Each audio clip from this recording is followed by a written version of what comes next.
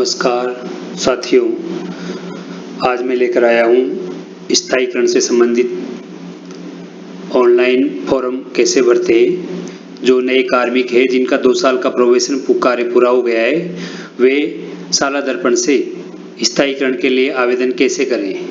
इसके लिए आपको जाना है स्टाफ विंडो में और वहाँ से आपको लॉगिन करना है।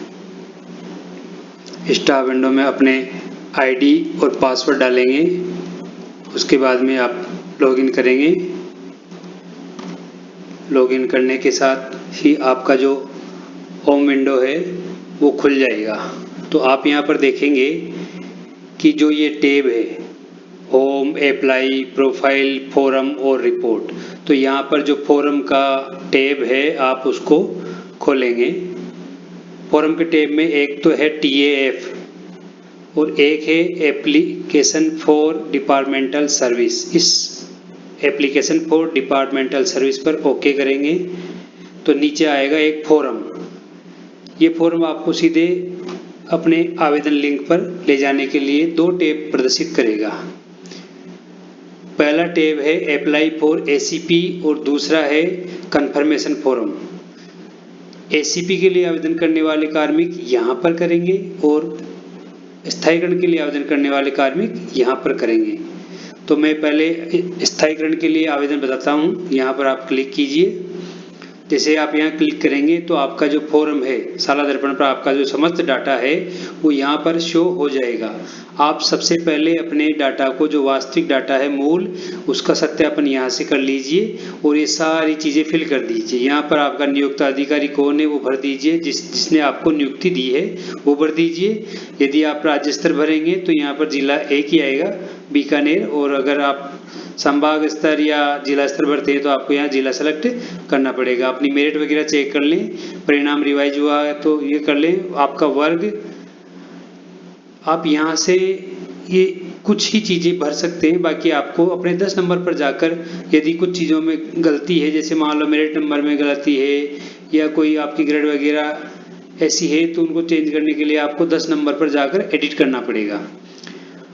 आप यहाँ पर वर्तमान पद पर कार्यक्रम तिथि और समय भर सकते हैं। यहाँ पर मध्याह्न पूर्वक, मध्याह्न पश्चात है, आपने अनवरत कार्य किया है या नहीं, लगातार कार्यरत हैं, नियुक्ति आदेश ये है आपका, दिनांक ये है, और पद पर स्थायीकरण की प्रस्तावित जो तिथि है वो आप इसके द्वारा भर सकते हैं। यहाँ से आपने जैसे सेलेक्ट किया और आपका जो वर्ष महीना है उसके हिसाब से आपका स्थायीकरण किस तारीख को होना था उसी तारीख का स्थायीकरण आपको भरना है। उसके बाद में आपको नीचे 14 नंबर जो है उसमें कक्षा 5 से 8 के परीक्षा परिणाम की प्रविष्टि है, ये आपके लागू नहीं है। आप चाहें तो अगर आपके जिस कक्षा के हो उच्चतम कक्षा है तो यहाँ पर आप वो दर्शा सकते हो। केवल यहाँ 5 और 8 दिखाया गया है, लेकिन फिर भी आप 5, 8 के अलावा 10वीं 12वीं के परीक्षा परिणाम है आपके 2 साल का, तो यहाँ 70 और वर्ष भरते हुए आप दिखा सकते हो और किस विषय के हैं वो यहाँ पर आप भर सकते हो। परीक्षा परिणाम का जो प्रतिशत रहा वो यहाँ भरे और सेव कर दें। फिर दूसरी कक्षा हो तो फिर उसके बाद में दूसरा नीचे भर दें और सेव करते जाएं। जितनी कक्षा आप पढ़ाते हो उसका डाटा यहाँ पर सेव कर सकते हो। इसके बाद है कार्मिक का सेवा विवरण। आपने की जो पोस्टिंग है वो 1 जगह, 2 जगह, 3 जगह, जहाँ भी है वो आपकी साला दर्पण ID से यहाँ ले ली गई है। अगर इसमें कोई करेक्शन हो, सुधार हो तो आप अपने 10 नंबर में जाकर सुधार करें पहले, उसके बाद वापस यहाँ आए। उपभोग किए गए अवकाशों का विवरण। आपने जो CL, ML, PL जो भी है वो सब यहाँ पर जो अवकाश हैं, ये प्रसूति, पितृत्व, आकस्मिक अवकाश, कार्यगण, उपार्जित, असाधारण, परिवर्तित, अवैतनिक और अन्य जो भी अवकाश है उनको मान लो कि जो आपने लिए हैं आकस्मिक अवकाश CL लिए है तो उससे संबंधित आप भरें। कि जैसे मान लो आपने आकस्मिक अवकाश लिए तो आपका जो पहला वर्ष है तो पहले वर्ष की आप भरेंगे। पहले वर्ष में भरने के लिए आधे दिन का अवकाश लिया है तो आधे दिन का भरे, पूरे दिन का है तो कब से कब तक भर सकते हैं और कुल कितने हो जाते हैं। आदेश की अगर प्रति है आपको आदेश देने की तो वो लगा सकते हैं और सेव कर दें। ऐसे ही द्वितीय वर्ष का भरेंगे और यहाँ पर सेव कर देंगे। फिर उसके बाद में आप यहाँ सेव कर दें और सेव करने के बाद में आप सबमिट करेंगे।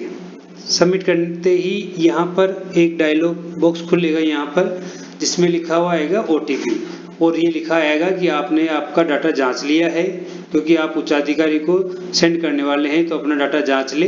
अगर ये आपने जांच लिया और आप मानते हो कि पूर्णतः सही है तो उसको अपने OTP जो आएगा उसको डालकर उसको फाइनल सबमिट कर दीजिए। फाइनल सबमिट करने के बाद में इसकी एक प्रिंट निकलेगी, वो प्रिंट निकाल लीजिए। जब प्रिंट निकाल लें तो एक अपने पास प्रति रख लें और दो प्रतियां अपने DDO के पास भेज सकते हैं। आपका जो PO है, DDO है, संस्था प्रधान है, तो वो इसके बाद में आपका ये कार्य पूरा हो जाता है।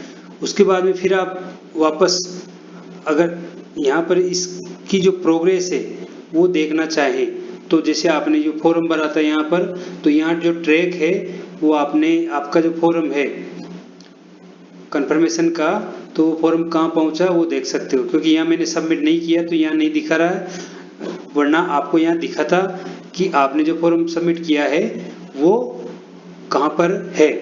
तो यहाँ दिखाई देगा कि आपके DDO के पास है या DDO ने CBO को सेंड कर दिया, CBO ने DD को, डायरेक्टर बीकानेर या DD जो भी आपका संभागीय है या जिला शिक्षा अधिकारी है, किसको फॉरवर्ड कर दिया और वो कंप्लीट हो गया या किस कंडीशन में है वो ये आपको यहाँ पर शो हो जाएगा। तो इस प्रकार आप अपना स्थायीकरण का आवेदन कर सकते हैं। इसके लिए आप जो भी आपसे समस्या हो कोई भी, तो आप मैसेज में डाल सकते हैं और सब्सक्राइब जरूर करें।